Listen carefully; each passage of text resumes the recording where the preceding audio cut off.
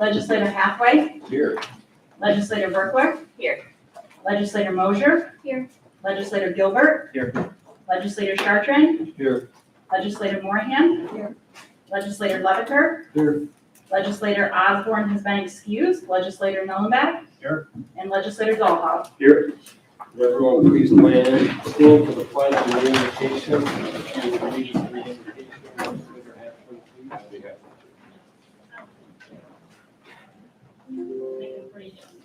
Father, as always, we thank you for the blessings that you bestow upon us, known and unknown. We appreciate them all.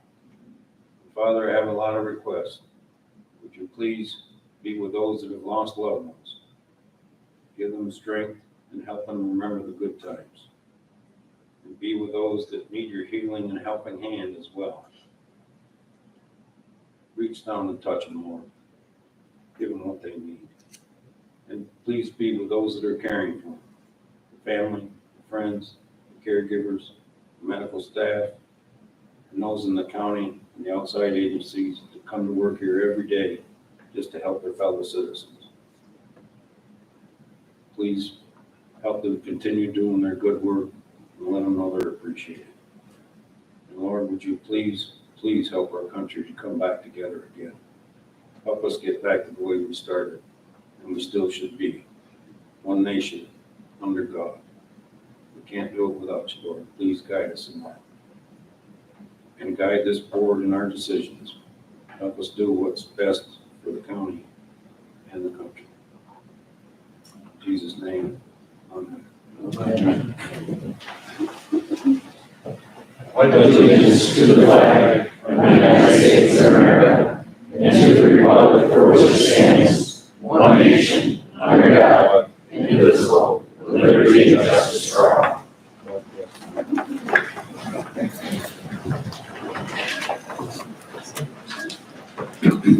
The August 1st board meeting minutes stand approved if there are no amendments. The report of the Finance and Rules Committee for Rule 6, Cassandra, please. Thank you, Mr. Chairman. The Finance and Rules Committee has met and they recommend to waive rules to act on the resolutions. Need a motion? Lisa, second. Jeff? Any discussion? All in favor? Aye. Anyone opposed? Carries. We're going to do a presentation on Medicare Advantage and prescription drug benefits for retirees. Ryan is going to do that, but before we get to that, I'd like to make a few comments. First, my apology for the confusion. This came down rather quickly, and we didn't have a lot of time. There's a lot of confusion about the September deadline. The September deadline is not a commitment date. It is a deadline to submit an application to join the Alliance, Broome County Alliance. The only thing we're doing tonight is voting to approve moving forward with an application for this new program. We have the next several months to vet the thing, investigate it, vet it to find out if it truly is better coverage at less money. If we find that it is not, turn out to be that, we're not going to join it. The next thing is, it does not affect your Medicare A or Medicare B whatsoever. That still remains with the federal government. That program remains intact. It's not touched by this new process. They continue to make the deductions out of your Social Security. All that remains the same. The only thing we're reviewing here is an opportunity to provide retirees with better coverage or less cost. It would replace the current county subsidy, which you're on now. Over the next several months, we're going to roll out town hall meetings. I would like everyone to make sure that they attend the meeting to do do their own due diligence on whether they're comfortable with this program. We thought about organizing a committee. I'm a little reluctant to do that. I'd rather see overall participation in these meetings so that each one of you are comfortable with what is involved and not leave the decision up to a few representatives. If that doesn't seem to work out, we can fall back on a committee. If we don't, I feel that if we don't take a look at this, we're doing a disservice to not only the retirees. If it's what it says, what it's supposed to be, this is an opportunity to expand your coverage so basically everything is in network. And because we're going from a 300 person group to a 1.8 million group, that's where they achieve the savings, because it gives them a lot more ability to negotiate better prices. That's basically the only change in this whole process.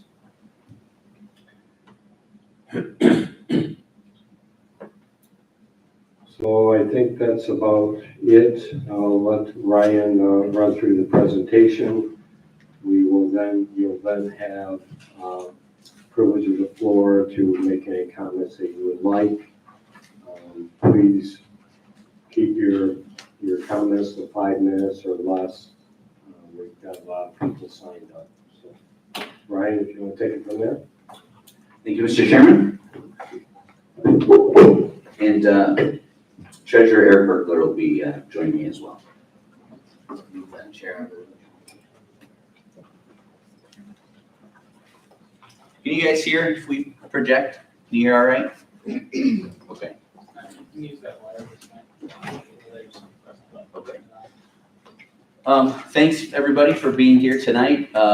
Some faces that I remember working with not long ago, so it's great to see everybody.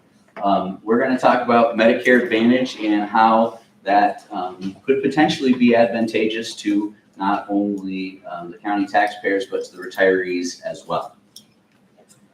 We're going to cover, big picture and terminology, just so we're all on the same page to start. We're going to talk about the current status of our health insurance fund. We're going to talk about the current plan. How does your current coverage work if you're over 65?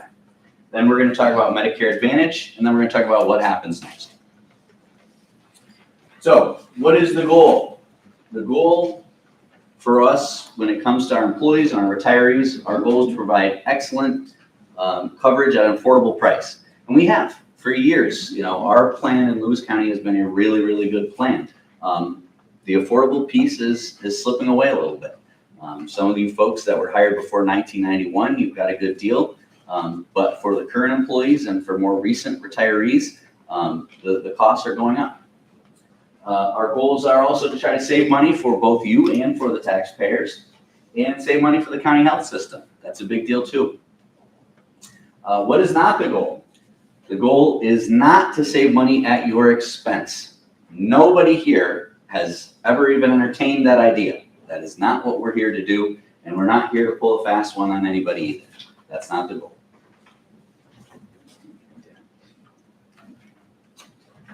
So, I've heard from a couple of retirees, well, how do I know? Where is it in writing that my benefits are not going, you're providing equal benefits, they're not going to get worse? Well, it's in writing in the union contract. We are legally obligated to provide basically equivalent or better coverage. And I would add to that, we are morally obligated to do that. You folks that have spent your career in public service, working for the county, working for the public good, you have earned that right, and we have no right to take it away, nor do we want to take it away. That has never been part of any conversation that we've had with this group or any other group at the county. Big picture and terminology. So remember, Lewis County is self-insured, okay? So that means all the premiums that go in, those are the funds that are used to pay the claims that come out. Lewis County employees, spouses, dependents, and retirees are eligible for health insurance. Excellus administers our claims network and customer service. GKG is our consultant for plan design and insurance management. And Eric, why don't you talk about Spanny and the United Healthcare piece? Sure. So Spanny is another healthcare consulting firm that has contracted with Broome County. I'm not sure if you've got this in here anywhere, but we are joining the Broome County Healthcare Alliance, which is a consortium of counties, schools, towns, villages, and Spanny is the consulting firm that interacts with the Alliance and with United Healthcare. Can you hear better if we use the mic? Who? Lisa might give you a Okay. We can. I would also comment in there that healthcare is very complicated in the terminology and terms, not easy. So if you have questions at any time with that type of thing, we'll do the best we can to help. Premiums. So premiums are what you pay every month. That's what the county, contributes as well. That's what goes into the health fund to pay claims. Claims are what comes out. So when you go to the doctor or you get a prescription, you have a claim that comes to the county. We pay the claim out of that fund. Deductibles. Deductibles are what you pay when you go to the doctor. Sometimes you have a deductible or a copay that you might have to pay out of pocket when you get to to your healthcare provider. So let's talk about what our current breakdown is for the Lewis County Health Insurance Plan. We have 915 employees insured. Obviously that includes the hospital as well. We have 400 retirees and 280 of those were hired before 1991. That means we have 1,750 total lives that are under our insurance plan. It's important to note that 284 retirees and 61 spouses are over 65. So what we're talking about with the Medicare Advantage affects 345 people total. Do you have that copy? So one of the reasons that we're talking about this is because, like I said, we are self-insured. That means the premiums come in and the claims come out, all of a fund that's managed by the county. We have had some serious reduction in our fund balance. So our claims have been exceeding our premiums for some time. And unfortunately, last June, the new plan year started in June, we had to institute a 15% increase on premiums. And so that for the folks that are paying premiums, that's what that looks like. It is now over $2,600 a month to be on the Lewis County Family Plan. Now again, if you're hired before 1991, your share of that is probably zero. You might have to pay a little bit for your spouse, but you are fully covered.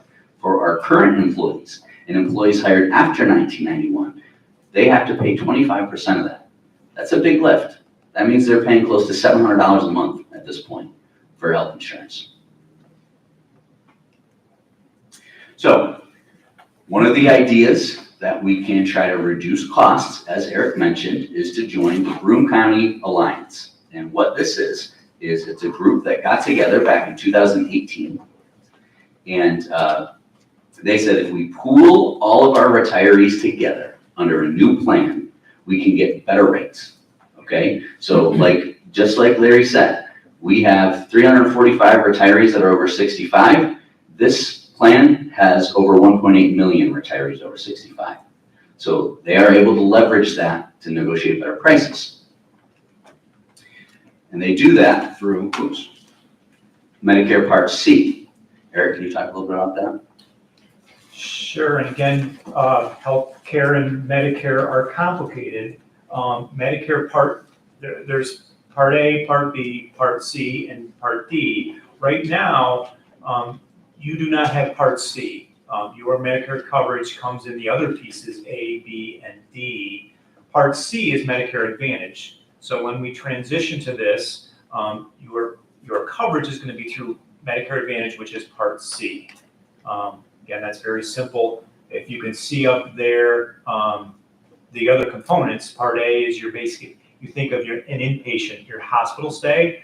Part B is outpatient, visiting a doctor's office or an x-ray service. And then Part D is prescriptions and drugs. Those are the key components, but Part C covers all of them. So here's how it currently works if you're a retiree over 65, well, or under 65. From age 55 to 64, so when you retire until you turn 65, you are totally on the county's plan. So just like we said, the premiums that come in and the claims that go out are 100% through Excellus, through the county's self-insured plan. Once you turn 65, things change a little bit. You get Medicare Part A and B, and then the county's plan comes into secondary coverage.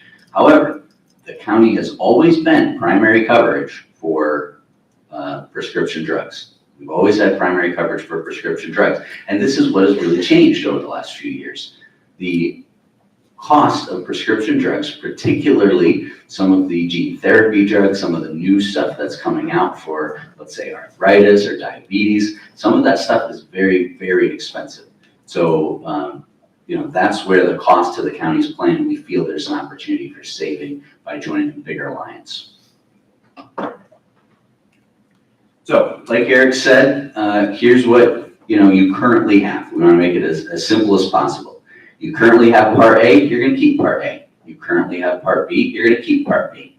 You do not currently have Part C. That's what we're adding. We're adding a Part C, which is through the Broome County Alliance, and Part D, your prescription drug coverage, which was covered by the county's plan, is now going to be covered by the Part C. Okay. So here's just a snapshot of what this UnitedHealthcare Medicare Advantage Plan 1 looks like. This is the best plan that's out there in the Broome County Alliance. It is the most equivalent to our plan, and in fact, it exceeds our plan in many, many ways. At the table in the back, there was a 4-page blue handout that has much more detail about what is covered under this plan. But what you're going to notice is everything that's under Medicare is in network. Everything that's under Medicare is in network. And if it's in network, it's $0. 0 deductibles, 0 copays, $0 the minute you walk through the door. And 99% of providers across the United States accept Medicare. Okay? Now, everybody has different healthcare needs. We've been getting lots of calls from retirees that have very specific questions. I get that. I'm certainly not an expert in navigating every individual aspect of the healthcare system. That's where we're going to have more information and a lot more time for folks to meet with people one-on-one, to attend town halls. There's a 1-800 number that's live all the time, 24/7. That's where you guys can dig into some of those specific questions. But in general, if you look at that handout in the back, the coverage is really good. It's better than ours. We have no deductibles and no copays if you go to Lewis County Health System. Once you get out of network, you have to pay deductibles and copays. That will change. Anywhere you go that accepts Medicare, you'll have this. And by the way, I've heard several rumors about St. Joe's not accepting this plan. They absolutely do. I've got it in writing. They 100% do. They might not have a contract with United Healthcare, but they do have a contract to accept Medicare Advantage. I would just add there are some additional features that come with Medicare Advantage plans. There's a little bit on here. There probably is more in Ryan's handout. There's vision coverages through Medicare Advantage. There's podiatry, chiropractic, bonuses if you go to a fitness center, those types of things that don't come with Medicare. So let's talk about the cost savings. This is where I think the retiree, some of this information might be new to folks. But it's not just the county that's looking to save money here. The retirees themselves are going to save quite a bit. So the cost to get on the Medicare Advantage plan that we're proposing is $275 per member per month, period. So if you've got 2 in your household, it's $550, okay? If you were before 1991 and your premium is currently 0, it will still be 0, okay? It will still be 0. However, if you were hired after 1991, there are big opportunities for savings. For example, Yeah, I added that. For example, if you are someone hired after 1991, that's on the PPO family plan, you are currently paying, let's see, PPO family, you're gonna save $519 a month. If you're on the PPO family plan right now, you're gonna save $519 a month.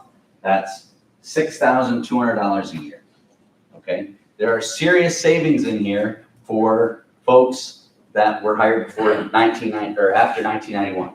The pre-1991 folks, there's some savings, obviously, but really the folks before are gonna make out the best. There's another sheet in the back that is the spreadsheet there that has all the details, okay? It has each plan, it has the current premiums, it has the new premiums we're proposing, and it has a total calculation of what you would save. You can also save on prescription drugs. Right now, so here's a perfect example of how this plan is actually better coverage than the county's Excel's plan. Right now, for our county plan, it's $5 copay for generic, $20 copay for preferred brand, non-preferred brand is $50, specialty drug is $50. For the new Medicare Advantage, you're looking at $0 for tier 1, only $5 for tier 2, and $20 for tier 3 and 4. Last year, Lewis County retirees paid, that are over 65, paid $307,000 out of pocket for prescriptions. That's a lot of money that you guys paid out of pocket for prescriptions. We think that we can help reduce that with this plan. And again, that's because you're joining the power of 1.8 million other retirees. That's how it works. So total savings for Lewis County, we're projecting that the county taxpayers, including the hospital, right? We're looking at about $2.3 million savings in the first year, and that can be an annual savings. You know, it depends on a lot of factors going forward, but we project next year to be about $2.3 million. For retirees, based on our math, we estimate about $466,000 saved just from premiums. So, you know, that's a lot of money that was coming into the county health fund that is going to stay into the pockets of people in our community. We also, because we're joining an alliance of other municipalities and counties, that means we're eligible for the New York State Shared Services Initiative grant, which is a matching grant from New York State, a one-time matching grant that'll match 95% of the savings. So if we save $2.3 million, we're joining in a shared services contract with other counties in order to help each other save money in New York State. The state wants to reward that with a 95% match. So we would get a check for $2 million, and our plan would be to put that right back into the health fund. That would help us stave off future premium increases.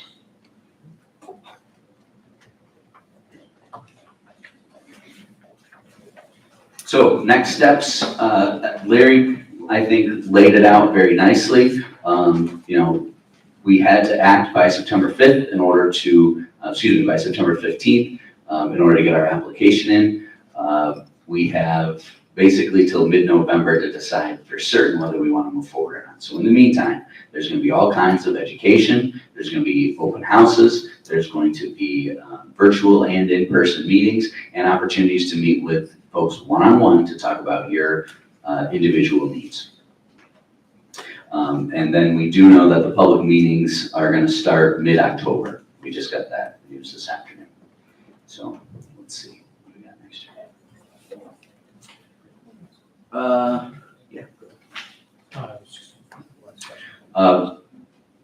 The implementation timeline, you can see kind of like I said there, we're moving towards a January implementation. Lots of steps to happen in between.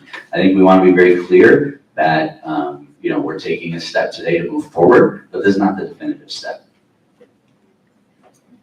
Frequently asked questions. So hopefully we can hit some of the things that folks are thinking about. Will my provider be covered under the Medicare Advantage plan? Yes, your current provider is required to accept Medicare, therefore they will accept Medicare Advantage. So if your provider accepts Medicare, they'll accept Medicare Advantage. 99% of providers nationwide accept Medicare. So right now, you already have Medicare A and B as your primary coverage if you're over 65. That means any doctor that you're going to already accepts Medicare. So any doctor that accepts Medicare will accept Medicare Advantage, including St. Joe's, okay? Another thing to add, there is 1% across the country that do not accept Medicare Advantage. For example, the Cleveland Clinic does not accept Medicare. In those cases, we will negotiate directly with that provider, okay? So we're not shutting off any care that would have been available to you under the other plan. Let's see. What if my provider doesn't accept United Healthcare?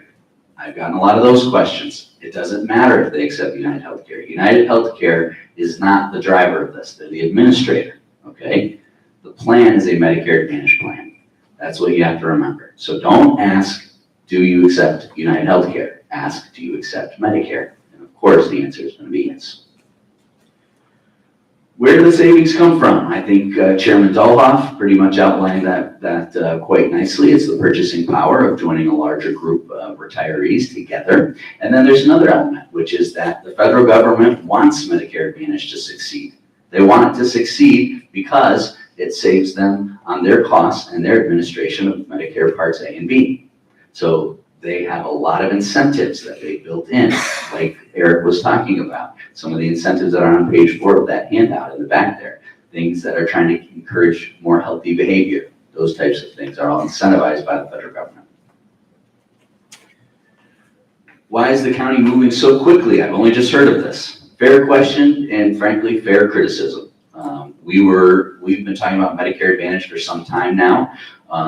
We actually started meeting with the union leadership in May to talk about ways that the county can improve our healthcare situation. What we always assumed was that whatever we adopted would be for a June 1st implementation, because that's when our plan year starts. When Eric went to the Treasurers Association conference and started talking with some of the folks that are in other counties that are in the Broome County Alliance, we realized that we actually needed to act by September 15th. So that's what's moved up the time frame a little bit. And we would have, quite honestly, I understand the hesitation that things are moving a little quick, but we do feel that the savings for both you guys and the county are worth it. Once the county joins the plan, can they ever get out? Go ahead. Yes, that question was asked to me also, and I have clarified that with United Healthcare and our consultants.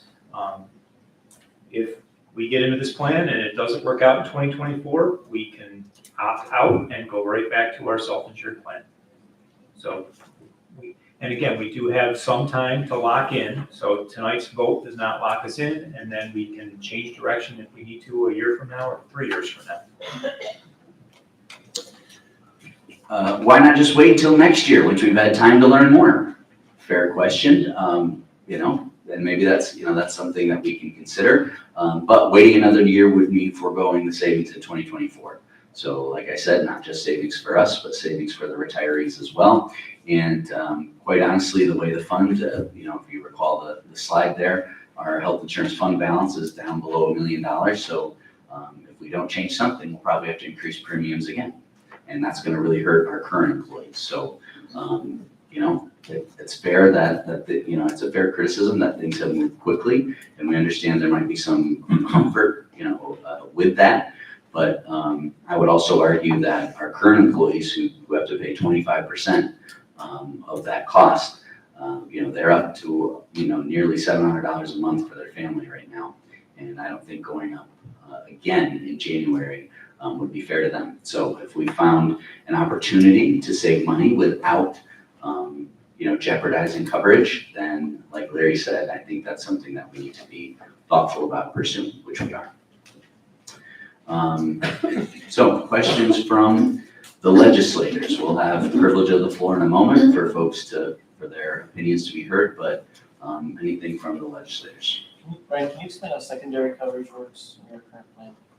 Yeah, I can try and take that. So again, with our current plan, a retiree applies for and becomes covered by Medicare.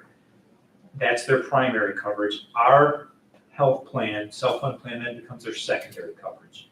So Medicare is gonna pay what their allowed amount is, and then if there is a differential, our plan covers the balance. So what, if, with this, what would change with that? Would we still provide that secondary coverage? No, secondary coverage goes away. The Medicare Part C, this Medicare Advantage is the only coverage. There is no primary and secondary when you have a Medicare Advantage. So with the Medicare Advantage, would that cover the stuff that fell into the secondary? And Yes. mostly prescription drugs, or what else goes in the secondary? Well, it covers everything, Part A and B, in inpatient services, outpatient services A and B. The Medicare Advantage also covers pharmaceuticals, so all covered under the Medicare Advantage. One step back, as I think we talked about earlier, in the current situation, our plan covers the pharmaceuticals. So that when we say secondary coverage, right now, we're mostly talking about pharmaceuticals, is that right? No, the secondary coverage currently is the Part A and Part B portions of Medicare. Our plan is primary for pharmaceuticals. Right. Part D, complicated. So when we transition to this, everything will be covered by this Part C Medicare Advantage plan. I see JJ has a comment. JJ is our benefits manager and expert, so. Basically, Part A and B is primary, like he said. Medicare is usually 80-20. They cover 80%, member cost is 20%. That's when Excellus would kick in and pay the 20%. Okay. So that's how it works. With the prescription, it's primary, so Excellus would just pay the whole entire claim minus the copay. And once Excellus isn't there, you're saying it would be. Right, it would automatically, basically this Medicare Advantage plan will be A, B, C, and D. It'll be the whole kit and caboodle on the Medicare Advantage. No need for Excellus. Is Broome County mapping this out to other counties? So the Broome County Alliance started with a 3-year contract with United Healthcare. I'm not sure if that was your question, Lisa, but I'll try and cover both. So there's an existing 3-year contract for Medicare Advantage with United Healthcare that ends the end of 2024. The Alliance will be going through another contract process to start 2025. So they'll be going through a request for proposals process with insurance companies for 2025 and forward. That's one part. Your question might have been, is the Broome County Alliance trying to bring in other municipalities? And the answer to that is definitely yes. There are multiple trying to come in right at the same time as we are for January 1st. Yeah, Cortland County just joined in their meeting a few weeks ago, and the town of Messina, that was in the local news, Bartown Daily Times covered that. And the town of Messina, of course, used to have the Messina Hospital, so they have more retirees than you might think, but they've joined as well. Thank you.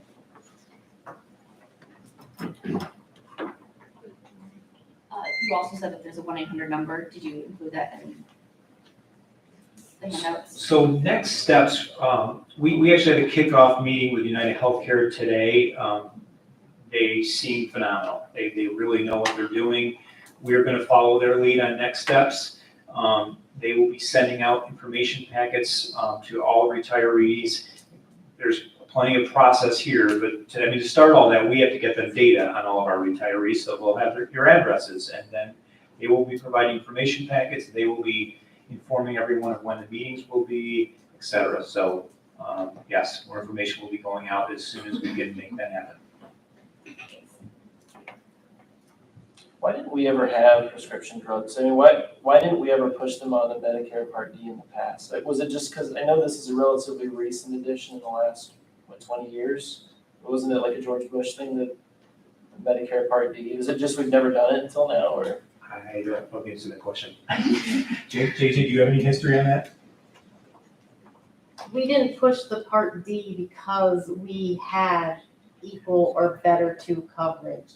So we always let the retirees stay on our insurance.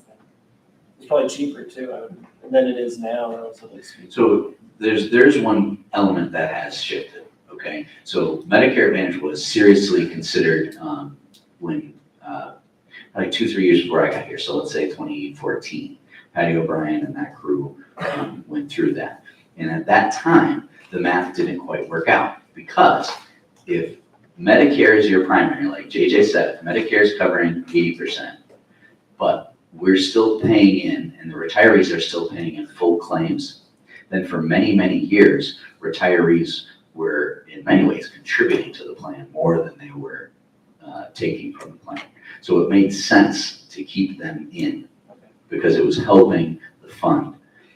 What has changed is, and really only recently has changed, is the prescription drugs and the gene therapy drugs and those types of new drugs that are extremely expensive. Their introduction into the market and into our coverage here is what has changed. So it is no longer the case that the retirees over 65 are contributing equally or better to the plan. In fact, at this point, the math has changed so that it would be more advantageous to search for a different option. And all those gene therapies, all those very expensive prescriptions would be covered under Medicare Advantage. Yes, absolutely. Yep. Yes, everything that's covered now, it will be covered under the new plan. What, if we were to join in 2024, what would happen to that health insurance fund balance that we have currently, that less than $1 million? Well, we are hopeful that the balance would go up a little bit. It would not be significant, but by moving the retirees out from that fund, and knowing now that they're having more claims than premiums going in, that means that eliminating them from the fund would help the fund. Now, it's not going to be a huge boom to the fund. What will help is the matching grant from New York State. So the $2 million that the state will match, we'll put that right in the fund. That will help, but we won't receive that till probably 2025 I was gonna say, because if they were to put it in, right, when we join, we'd pretty much be stuck with it, because then we'd have to refund it. If like within 6 months we decided this isn't working, let's go back to the PPO. Yeah, and for the grant, you have to prove that you've saved that money. So it would take a year of collecting the data to submit that into the state. So, I don't want to advertise false hope. We are still going to have to look at premiums, in the budget this year. My hope, though, is that this will definitely help stabilize for sure. Do you know of any counties that have withdrawn from the Boone County Alliance? No. Okay. Looks like you've got like four listed on here, and then there's a fifth one that just joined. So There's more than 5. There's over 40 municipalities, counties, towns, and cities in the state that have joined. I don't think that graphic is a complete. Yes, well, with 3.7 million people, yeah.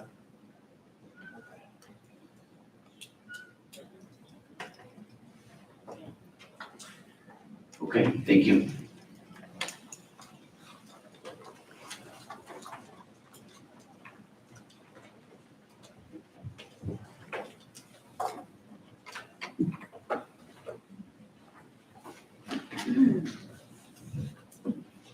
So we're going to move forward with privilege of the floor at this point, and Mr. Primo from South Louis Central School District Superintendent is here to discuss a capital project that South Louis would like to move forward. So, Coach, if you'd like to come up and address the board. Sure, thank you. I didn't know if there were people here that wanted to speak ahead of me on the healthcare plan, but I'm perfectly fine waiting if that's the order of operations you would prefer. Your first on the list. All right, lucky me. All right, thank you. So I appreciate the opportunity to speak to the board and to Lewis County about an upcoming capital project in South Louis. I'm here this evening with Barry Yeti, our school business administrator from South Louis. I'll start with just by saying today was our first day of class. All of our students returned to campus. It was a great first day. Very exciting to see all of our students return. And, it was one of those great days, very smooth and free of any big issues. So, one day down, 107 nights to go for South Louis for this year. Just wanted to let you know that we are planning another capital project in South Louis. The vote for that project is going to be on October 12th. just here in about 6 weeks. It's a $29 million project. The project is a 0% impact on any local taxpayer. Our project is going to be covered 85% state aid, and then we have a $5.2 million capital reserve of money that we have set aside that is specifically designed for offsetting any funds of a project that aren't covered by the state aid. So between our $5.2 million capital reserve that we have and the 85% state aid for our district, we are going to have a 0% tax impact to the local taxpayer for our project. I know there are probably some questions saying, didn't South Louis just do a big project not too long ago? We did in 2018. Our voters in South Louis approved a $39 million project. That was primarily a addition to our campus to close our elementary schools and build a new elementary addition onto the facility. So that's really what that project was that was approved by the voters in 2018. You'd have to go back all the way to 2008 and prior to that, the early 2000s, to find any project that was really focused at all on our original middle school, high school campus. So this project is 99% focused on our original middle school, high school campus. Really has been neglected a little bit in the last 15 to 20 years as we really focus our energies on getting the addition put onto our building to have a single campus. So the work is primarily a lot of things that are just kind of reaching end of life with the school district. Our fuel oil boilers are kind of end of life and need to be replaced. For us to do that out of our general fund would be extremely expensive. However, we can do it through a capital project. Again, you get 85 cents on a dollar, so much more cost effective to do that. Old windows, old air handle units that are original to the building, some of our exterior doors that are kind of rotting out, our bus garage doors, our bus garage bays, our bus garage lifts, so a little bit of work to that. So again, don't want to go over what the exact project is.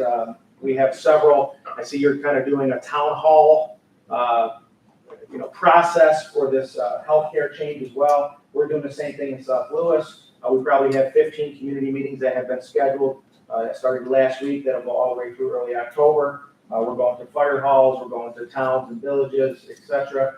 We have a public hearing scheduled in South Louis. So there are a lot of opportunities for us to, go in depth in what the project includes. But just wanted to have the opportunity to come out and let the county know that we are, again, planning a project. We've been working on that for the past year. Our board approved it in August to go forward to the voters on October 12th. So that's our plan. I will also just kind of back up to our 2018 project. We went out to the voters on that. We knew that was going to have a tax impact. We actually advertised that project as an 11 to 13% tax increase. We were able to get that down to less than a 2% increase to our local taxpayers for that project, primarily from a lot of the efficiencies that we have recovered from having a single campus. And I would say the same thing.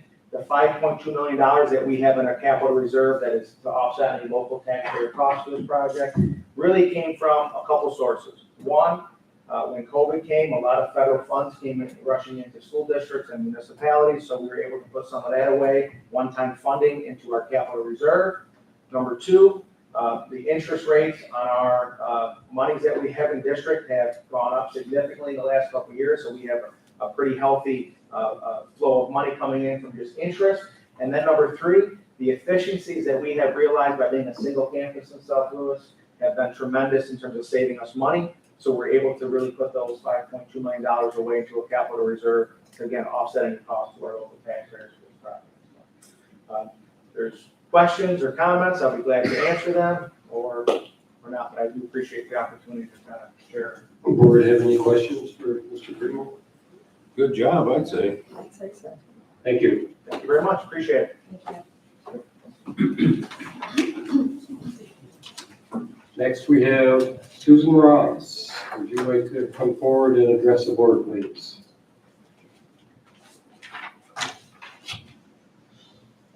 Good evening, I'm Susan Ross. I'm a retiree, not yet Medicare eligible. I've served 33 years working at the hospital. Myself, like others here, read about the county's plan in the newspaper, News Junkie, for instance. And then I took the time to watch the hour and 30-minute sales presentation, if you will, that was on Licking Lewis County. I'm here because I'm uninformed. I'm an uninformed retiree. Your timing, Ryan, of doing your presentation ahead was appreciated. Recently, I spoke to both Ryan and my legislator, and the feedback that I gave them was that if the plan was to pursue a change in the retiree insurance plan, then perhaps it might have been prudent to include retirees on that health insurance committee, so that, if anything, they could have been your ambassadors to help endorse the plan to the other retirees that were unaware of that. Everyone's health concerns are different. What we haven't seen yet is the plan document or the prescription drug formulary. That's where people put the pieces together and look at the comparisons to see if there are truly any change. I mean, we can talk in general about plans, and what you've presented doesn't sound so bad.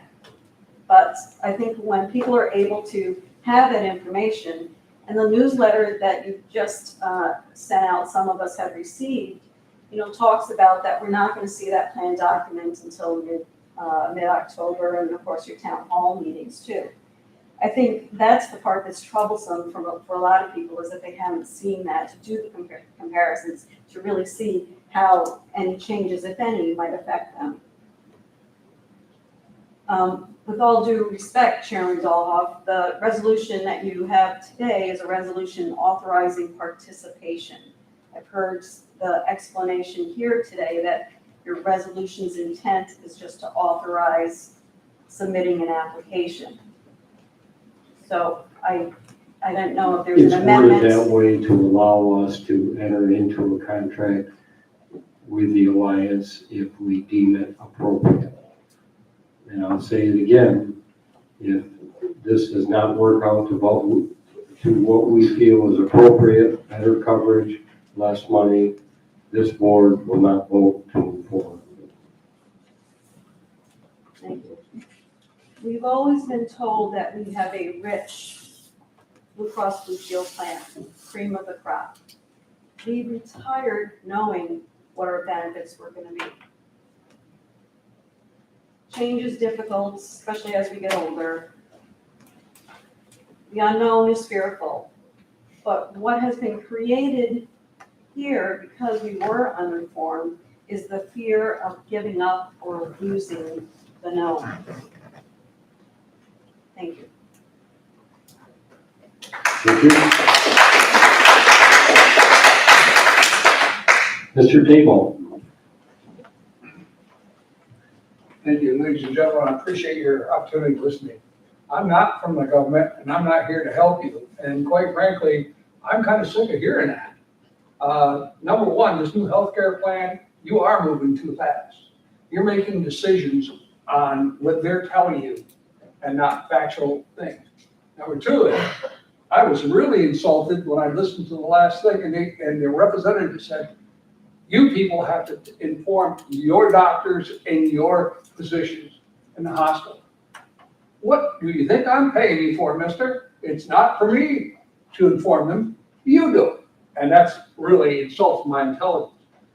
Moving on, United Healthcare, forgive me, I went with a dentist today, so United Healthcare, I've witnessed what United Healthcare did not do. And it was in Florida, my wife had a heart attack, we were in the hospital. There's a big sign there that says United Healthcare is not accepted. I figured, well, it's got to be kind of an argument between them. We went to our cardiologist, right in front of everybody. United Healthcare is not accepted here. We went to our general doctor, same thing. I'm not real smart when you have 3 separate agencies saying the same thing. It really makes me reluctant to want to give everything to them. Our medication is a lot of our health. My wife needs medication. As many of our people here, our retirees, need medication. And so, yeah, it bothers me that you're may diminish it or cause us to have to go somewhere else to look for it. No one's really addressed that with us. And in case you don't know it, for us who've been around a while, the heart medications are a big issue for us. And we're not even sure if it's going to be covered. Or if it isn't, what is gonna be, supplied for. You know, I worked for the county for 37 years, and I gave what I thought was a good service to you. And I trusted this group and the group before us to look out for us. And right now, Ryan, excuse me for this, but it sure sounded like we were one hell of baggage and just dragging you down. If you could do something to get away from us, you would. Well, let me tell you, for 37 years, I expect more of that from you people. And I really hope you stay down and just look and listen, not jump into this, because if you look back at our history, lately, we've maybe not made some good decisions. But I trust you people, so I hope you're listening. Thank you.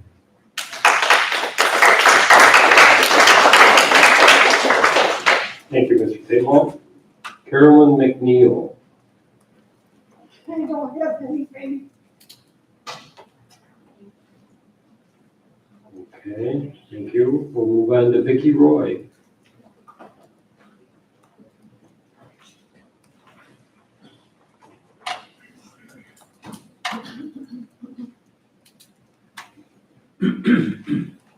Thank you. Basically, I think we're all really saying the same thing. What are we voting on? We don't know. We really don't have the answers. And do we have to join the alliance, or can we go right to the United Healthcare if that is everything it says it is? It's just concerning. I think we're all worried about it. And I did appreciate in your letter that you acknowledge the county's obligation to provide equal or better coverage to us retirees at all times, and you're honored to keep that promise. You guys know it. You owe us that. We've all worked umpteen years for it. And I do want to thank JJ, Eric, and Larry for taking my calls and emails and at least listening and trying to answer the questions. Unfortunately, I'm not sure that you guys even have all of the answers yet. It sounds like we're just rushing because we have a deadline, but you've been talking about it for 3 months, and I don't think any of us retirees have been informed or asked anything. We don't know. This is the county health plan document that we have. And what we're getting from you guys really gives us none of the answers if it's really covering the same stuff. We need to know that.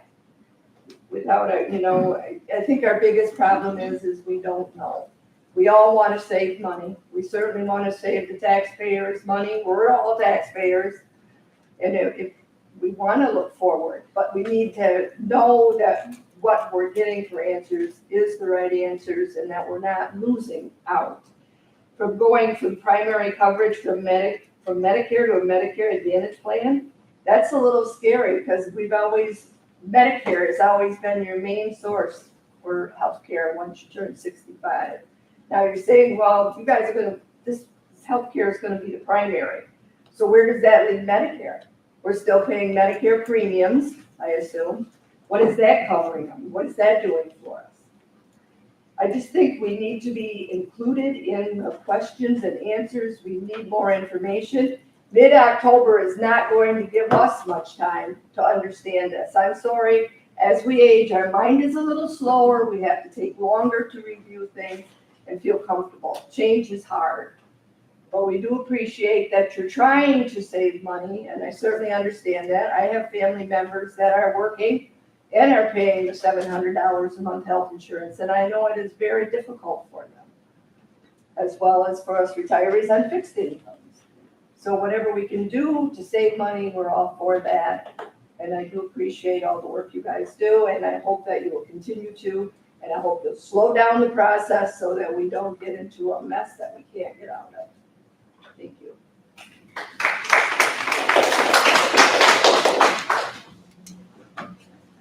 Thank you, Vicki. Brenda Burgoyes.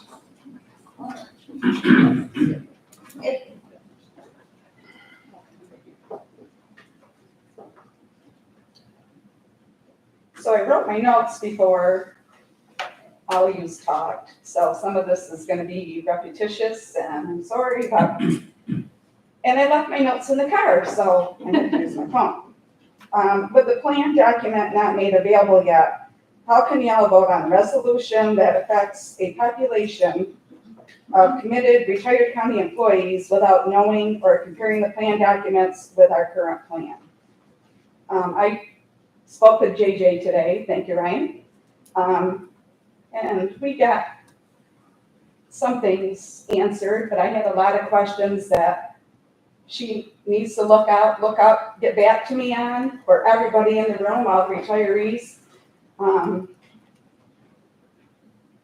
There's just so many unanswered questions. We all have our own health issues.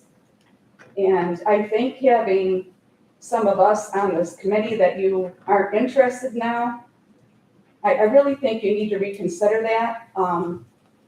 A lot of them here are more comfortable coming to one of us than you guys. We all have worked in the medical field. Our medical terminology, we can understand each other where it's not as easy with you guys. People are messaging me and others that they still haven't received the letter that was sent out. One lady messaged me and said, my envelope's empty. I mean, we all make mistakes. I don't know how many others didn't get a letter. You know, if it could have been sent out earlier, that would have been great. Last minute is not always good, especially in big items like this. So yes, I did forward them the letter. And I and the other retirees are asking you all to slow down, give yourself enough time to look at everything, over before and not after. It's just heartbreaking thinking we put all these years in and we're afterthoughts. You may not think that way, but that's how most of us feel. And thank you. Thanks for listening, Larry, Dick, and Ryan.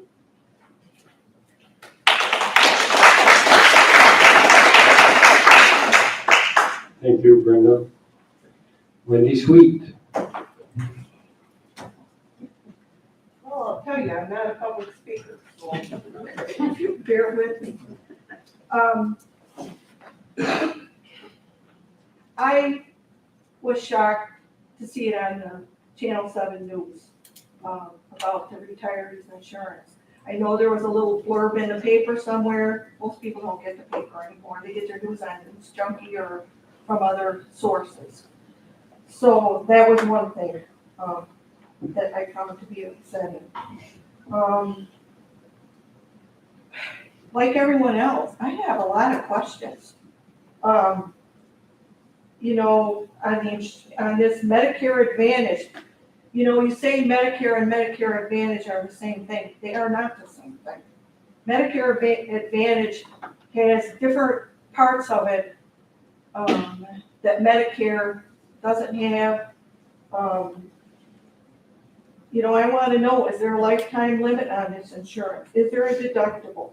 Is it going to pay for chemo and radiation? What about out of network? You say, okay, in network. Well, guess what?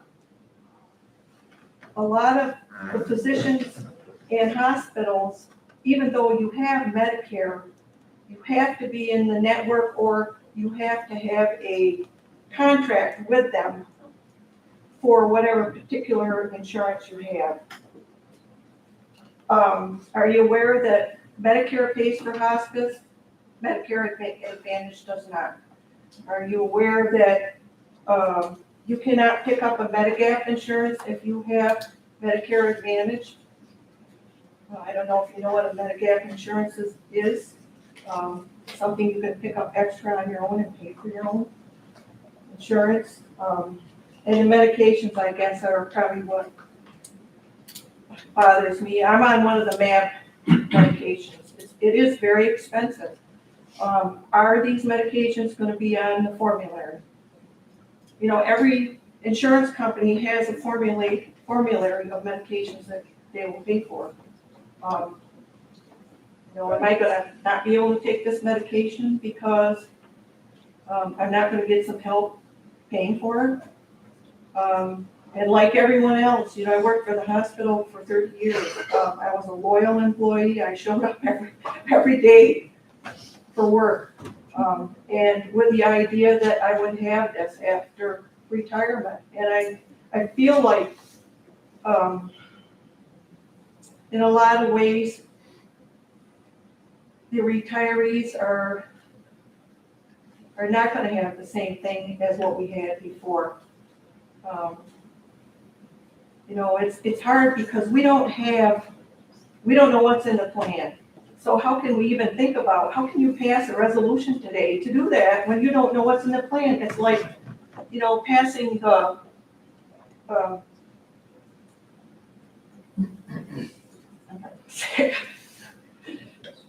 but passing it and then finding out what's in it later.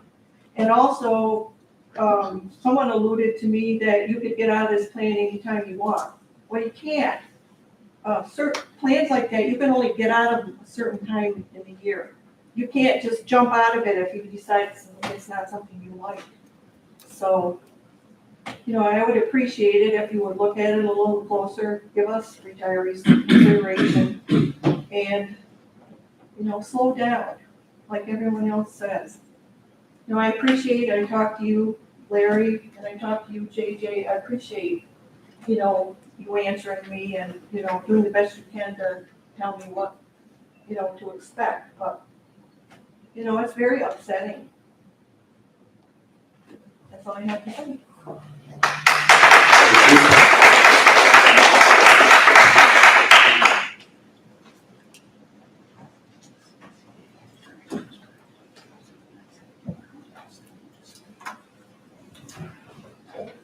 Anyone else like to speak? I'm going to try to sum it up in a few words. Once again, I'm going to reiterate that the vote tonight does not commit us to moving forward on this plan. The only thing the vote tonight does is to authorize us to submit an application to join the alliance. Yes, it is worded that if we do join and we feel that and everyone's comfortable with it, it does give us the ability to move forward without a resolution. Medicare A and B remain. Basically, my understanding, there is no change to your Medicare A and B. This is over and above that. Those two, the basic ones, the 80% are remain the same. Everyone has a lot of questions. The board has questions. This is an opportunity to learn something, to give better coverage at a less price. The only way we're going to find out those answers, and this is if we participate in the information that is provided and if we attend these meetings. Everyone in the room, I think, would agree with that.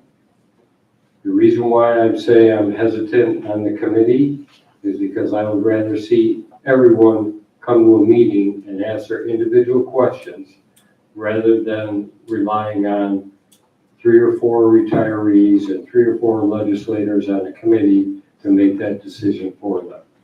And I said before that if that doesn't seem to be working, we may back up or reinvent the wheel somehow, some other way of disseminating the information and to try to get all the questions answered. Once again, I will say we are not moving forward with this unless it is equal to or better than what you have now. And from what we understand at this point, everything that you have at this point, every medicine you're on, procedure that you have, if it's covered now, it will be covered under this new plan.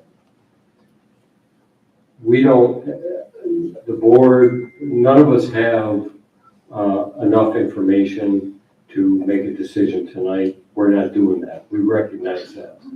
The only thing we're doing is to allow us to submit an application to explore a new opportunity that might be for the good of everyone, better for the county, better for the retirees. If we don't go through this process, we'll never know. The only way to explore something is to go through the work necessary to do that. So That's my piece. Does any legislators want to add anything, Lisa? Mr. Chairman, I was just wondering, do you think we could reach out to ask if we could get that plan, document, and drug list sooner than mid-October? So I would say that we already have that information. Vicki showed us the packet that's this thick that is our Excel plan. I wasn't gonna print 50 of those, but we have that information. It's already been reviewed and endorsed by CSEA and their insurance team in Albany. It's been reviewed and endorsed by our consultants, GKG. It's been reviewed and endorsed by the State Association of Counties. So we have done that due diligence.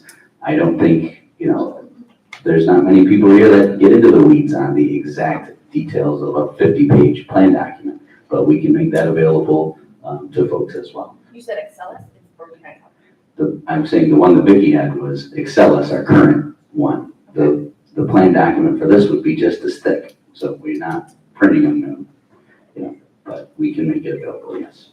So to follow up on that just a little bit, anyone here that wants a copy of that document, reach out to Cassandra either by email or by phone, and we will share that document with you as an electronic version. Now, Thank you. you,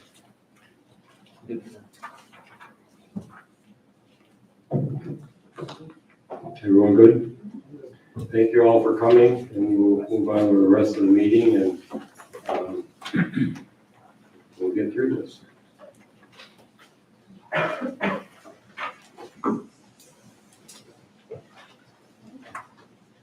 Clerk, board reports. Cassandra, please.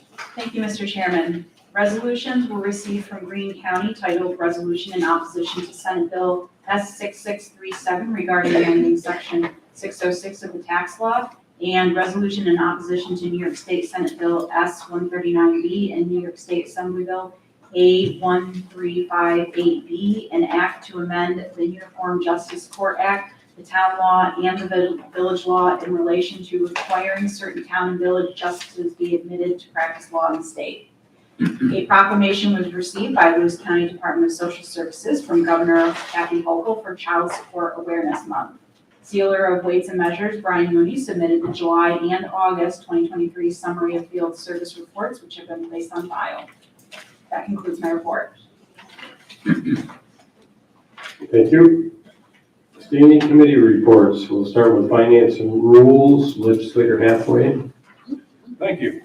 The Real Property Tax Services Department has submitted the final taxable values to the school districts and created the September 1st, 2023 school tax bills, which have been mailed out, and I can attest to the fact that I got mine.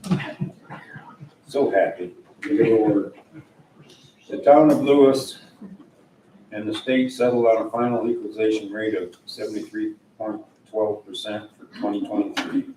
A new final assessment rule has been prepared and available on the county website.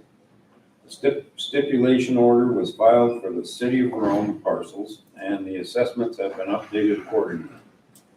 Sales are always updated and are posted on the website around the 15th each month. And the office continues to assign and correct 911 numbers. And I do have one motion.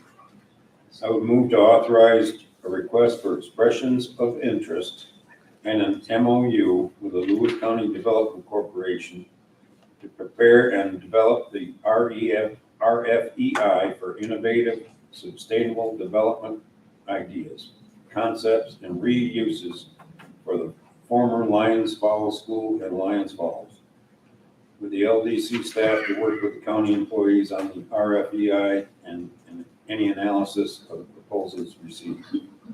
I'd make that a motion. Do I have a second? Lisa? Discussion, I would add that this is the same process that we went through with the Glenfield School. And they developed that RFEI, and so we felt comfortable that they had the knowledge and experience to move forward with this one.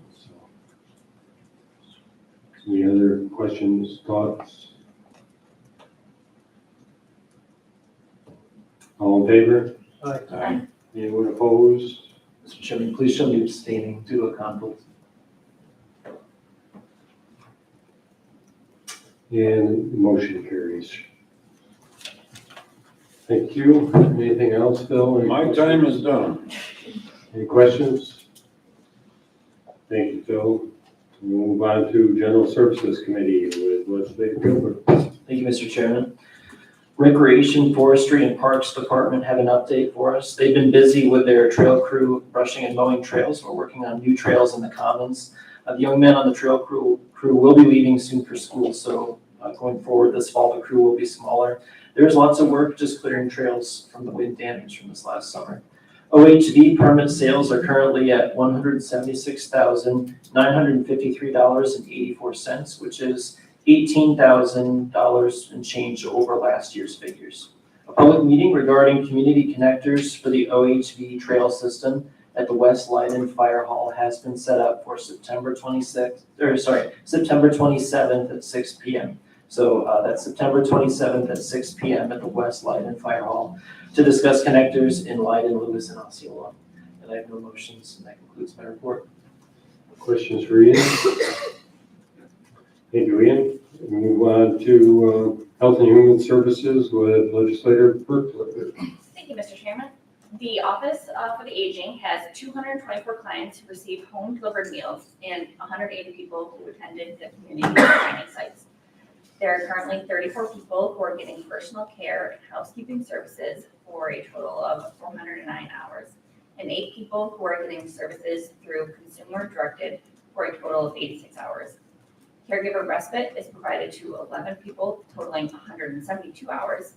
Health insurance counseling has also been provided to 40 clients, and 1 client was able to receive legal assistance. New York Connect was also able to serve information and referrals to 139 clients. And I have no motions. Questions for Lisa? Thank you. The Board of Legislators representative on Hospital Board of Managers, Legislator Chartran. Nothing at this time, Chairman. Thank you.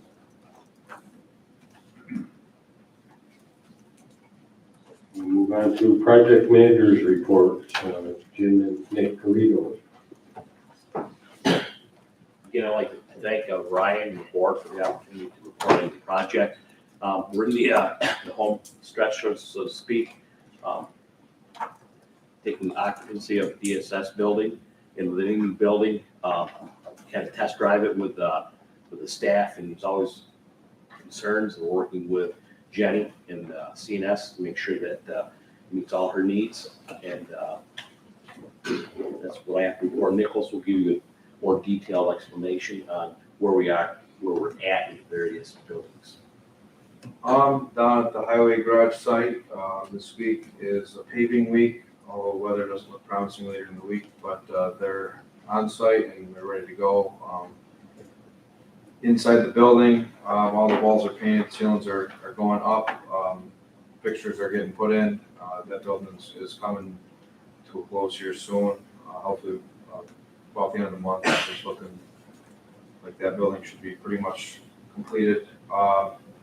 Same with the cold storage and the wash bay buildings down there, the whole site, paved everything. Down at the DMV, that building should be turned over here in the next couple of weeks. There's a planned move date down there. Everybody's on board. And then we'll be jumping over into the existing part of the building and renovating that for the Board of Elections. The building's really coming together. All the landscaping is going down, and paving for that as well will be happening this month. Thank you. Any questions for Nick or Jim? I would just like to add on the DMV portion, both Ryan and Phil, supported us on getting the delivery of the casework. And it was important that we had support from the legislators and Ryan when we needed it. So that showed up, and we're currently putting it in. That was one of the obstacles that we've been dealing with. So I'd like to thank Phil and Ryan for your help on that topic.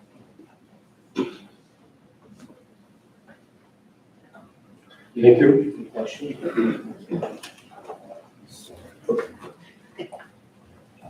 County manager report. Thank you, Mr. Chairman. I think I've taken up enough time this evening, so nothing to report unless there's any questions. We need some smelling salts for. You said that at 6:16. Okay, county treasurer report, Eric, please. Thank you, and I sometimes follow Ryan's lead. I would say the same in my written report. If you have any questions, I'd be happy to answer them. Question for Eric? If not, we'll move on to the report of the Finance and Rules Committee per Rule 7. Cassandra, please.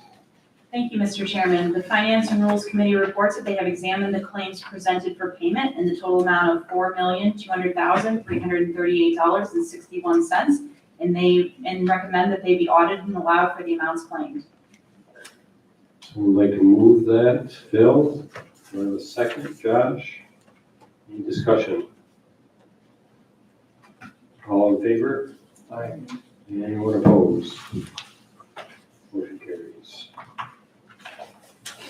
Okay, consent resolutions. We are going to pull 153, 154, 166, 175, and 176. Are there any others that anyone would like to vote on individually? Now, would someone make a motion to move the balance forward? Jessica, second by Dick. Discussion. All in favor? Aye. Anyone opposed? And the consent resolutions carried. Back to 153. Yes, this is auditing and allowing claims in the amount of $4,200,338.61. Moved by Lisa, second by Ian. Discussion. I just have to recuse myself from the payments that were made to me and payments based upon vouchers I approved. Duly noted.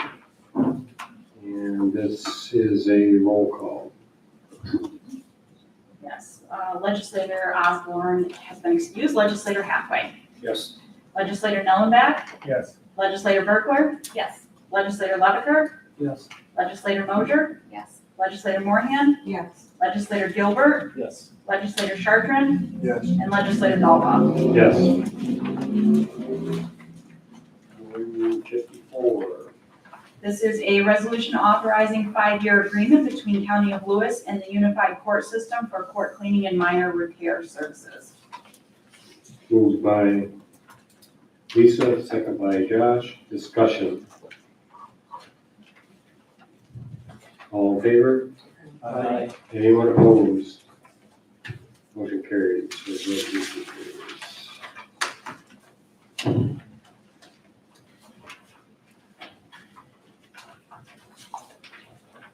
We'll go back to 166.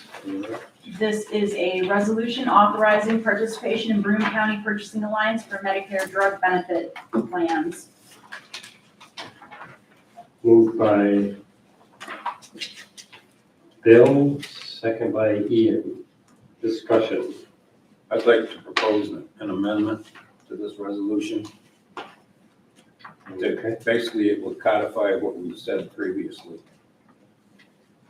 I move to amend current resolution number 166, 2023 to insert a new section 4, which would read that the initial shared services match refund from the Department of State will go directly to the health plan fund balance to ensure its health. If any future match refunds of this type are received, they would be considered independently for best use. And then section 5 would read that this resolution shall take effect immediately. I would propose that amendment. Someone like to second that? Dick, discussion. I just have a question for timing, given section 1 of the resolution that, or I'm sorry, yes, section 1 that does say authorize and agrees to participate and join. For the timing we have, do we have to have that, or do we have time to basically say today we can allow to submit an application, and and possibly join and still have time to actually submit another resolution in the future. The deadline to submit our paperwork is September 15th. Our last date to, decide whether we're joining or not would be mid-November, they told us. So we could, if we are looking to, codify that decision or something like that, we could revisit at the November meeting. So in theory, we could amend this. I guess, what are we submitting an application for? Mr. Chair, I just have a point of order. I know Phil has an amendment on the floor, and I appreciate what Jessica's saying. I was gonna propose another amendment, but maybe we should vote on Phil's amendment, and then we can take up Jessica's question. Okay, if you're comfortable with that? Yeah. Any further discussion on Phil's amendment? I would just suggest that what we're talking about, depending upon what these other amendments might be, that Phil's amendment, in the event the county does sign on to it, is when Phil's amendment would take Right. effect. Exactly. But we want to make sure, the idea is to make sure that if we do sign in and we do get that money, that it goes where it belongs into the health. That's all. I just want to make sure. And that's what we've all said. Okay. So that amendment carries, and you want to introduce a, Yep, so I think Jessica and I had the same concern, and I know this was concerned some of the folks who came out, expressed. On its face, I read this as us authorizing participation, and I think we want to reserve final decision to a later point. And I welcome the advice of the county attorney, because I don't know how much of this is necessary language for Broome County. But what I would recommend is this, so this is phrased as a resolution authorizing participation. I would rephrase it as a resolution authorizing the submission of an application for participation. And then later on, where it says in section 1, the Lewis County Board of Legislators authorizes and agrees to have the county participate, I would say authorizes and agrees to have the county submit an application for participation. And then maybe as a fifth whereas clause, we could have something that says, whereas the Lewis County Board of Legislators reserves final decision until a later point on a final contract with the Broome County Alliance. Mr. Chairman, if I could just respond to that. I am a little concerned about eliminating the word participate, because I think Broome County was expecting some sort of language to that effect. So my suggestion would be that we leave in to participate by submission of an application now, because that's what we have to do in order to move on if we want to later on, to be in the group for 2024. Could I make a suggestion? Could we do just whereas final, leave all the other language as it is, but just add another one, whereas a final vote will be, something along those lines for the November. Yeah, so my suggestion would be then, Ina, you're suggesting that we put in section 1, that the board authorizes and agrees to have the county participate with Broome County and other participating municipalities in their program by submission of an application now, okay? Yes. And then section 2, That's all we fine, have to I think. provide that Right. information so that we know what is covered and what isn't, because all the retirees need to know that. So the treasurer needs to be able to give them that information so that they compare. Yep, I agree. Right? And then section 3, we can just have, to execute any agreements to execute, I would suggest that in section 3, we say that the treasurer, chairman, and vice chairman is authorized to execute any papers or provide any papers, documents and papers as may be necessary to implement this resolution. And then we can follow up with some suggested language for the board revisiting it and making a final decision and receiving all that information. Why don't we just say pending final approval by the board on November 15th? Well, I don't know if that's Whatever. the exact date, so I'm Oh, a I thought you little said that. concerned about, yeah. I think what you said covers everything I'm concerned about. I don't know, I think that's therefore implied because we're not instructing the treasurer or the county manager to sign an agreement, a final agreement with them right now. And that's at least clear based on what you just said, Joan. So I don't know if we necessarily have to put the date in for when the final decision will be made. Let me just provide a little bit of clarity on my understanding of the process. So just like the county, we have open enrollment period every year, right? So our plan year starts June 1st. We ask our employees and their dependents to report what plan they want in April. The reason we do that is because we have to pull together all of the actuarials, all of the, the data of each employee, their, demographic information and what plan they're gonna be in, so that we can assess the plan administration and assess premiums. Broome County's doing the same thing. They're asking everyone that wants to be participating in this. Basically, this is the open enrollment period. If you want in, you gotta let us know so that we can include your demographic information. We can include, your people in our plan so that we can start getting an actuarial understanding of what we're covering and what the costs are going to be for their plan year, which starts on January 1st. So that's the process that we're in. Now, if an employee came to us and said, I really need to change, I know it's, May 1st, past the deadline, we might have a little flexibility. I think that's the similar situation with these guys. They might give us a little flexibility here, but to say that we really, have to, push the decision off to November, I think is not what Broome County is asking. They're saying, all right, if you want to be in, you can be in. Your last minute to pull out would be, mid-November, basically. That helps.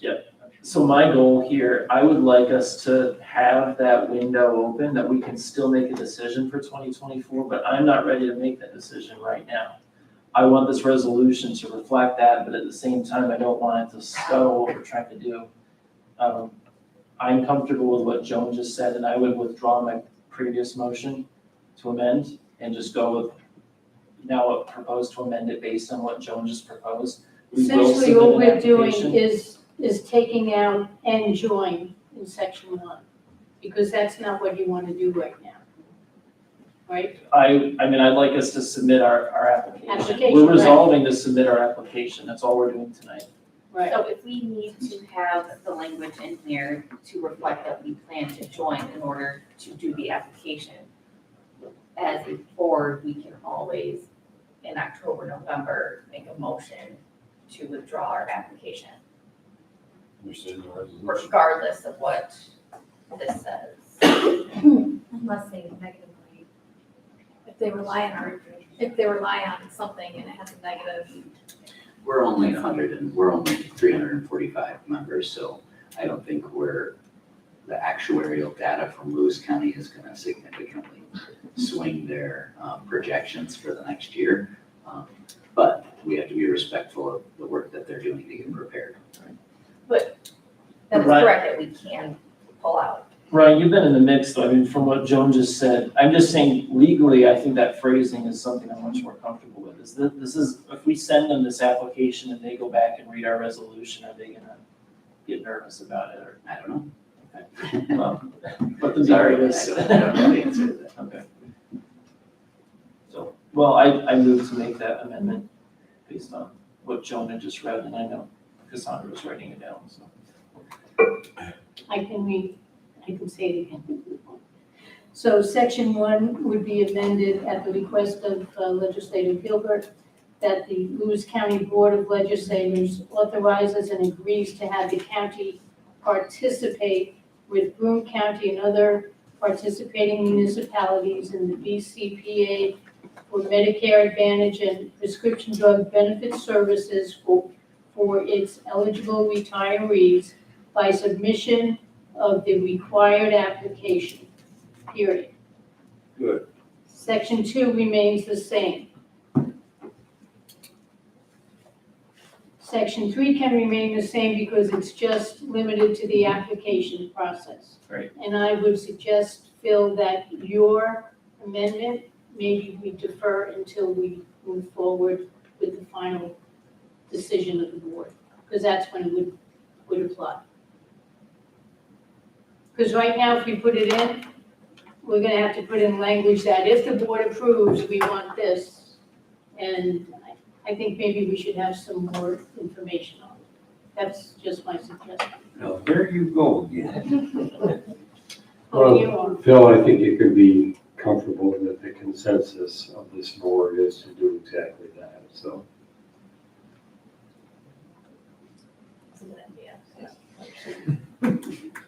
Right, so where are we at? Okay, I would withdraw my motion. Okay, thank you. We actually need a second on Ian's motion, Okay, that's where we're at. I thought I had a second. Do we have a second on Ian? Jessica? Okay. Any further discussion on Ian's amendment? I just want to clarify, Broome County won't be okay with us saying potentially participate. I don't think we should put that in there. That would be an amendment to his amendment. Yeah, no, I'm just clarifying that they would prefer participate, not anything.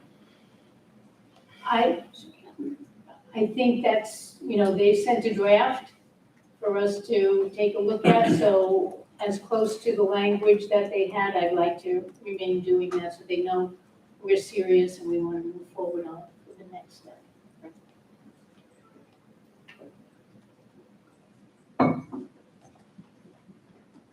So we good? All in favor? Anyone opposed? So Ian's amendment carries, and we're back to the amended resolution. Is there any further discussion on that?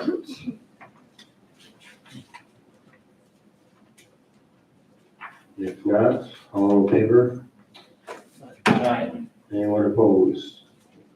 So Andrea opposed, and the resolution carries.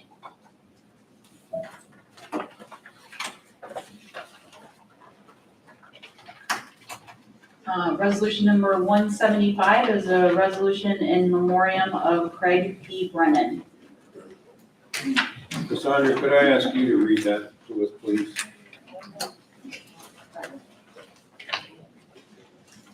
Whereas Craig P. Brennan of Deer River, New York, recently departed this life on August 23rd, 2023, surrounded by his loving family. And whereas Craig P. Brennan served as the Lewis County Legislator for District 3 by appointment on September 23rd, 2013, and thereafter went on to be elected and re-elected as District 3 representative from January 1st, 2014 through December 31st, 2017. And whereas during his legislative tenure, Craig served as chairman of various board committees, including Transportation and Solid Waste, Taxation, Information Management, Elections, Agriculture, Ways and Means, Buildings and Grounds, and County Clerk. He also represented the county on the Industrial Development Agency Board and served as its chair for a period of time. And whereas Craig was congenial, respectful, and open to fresh ideas and visions that would increase economic development in the county and improve the lives of its residents. And whereas it is proper for us as friends, acquaintances, and members of this Board of Legislators to record our recognition and appreciation for the sincere, generous, and valuable services rendered by our former colleague, Craig P. Brennan. Now therefore, be it resolved as follows, that as an enduring record and mark of respect to the memory of Craig P. Brennan, a true friend and honorable public servant and official, This resolution shall be printed in the official record of proceedings of the Board of Legislators of the County of Lewis, with a copy thereof forwarded to the family of Craig P. Brennan. I'd like for the board to unanimously move this resolution and unanimously second this resolution. That meets with everybody's. We have that consensus. So moved, and All in favor? all in favor? Aye. No one opposed? And the resolution carries. Thank you. Resolution number 176 is a resolution to appropriate funds in capital project account in the amount of $35,000. Moved by Lisa, second by Josh. Any discussion? All in favor? Anyone opposed? That carries.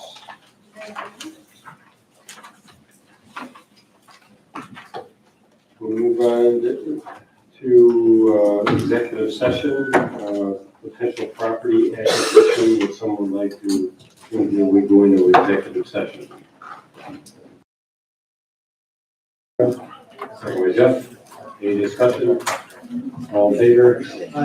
We're in executive session. 55-minute recess. Never.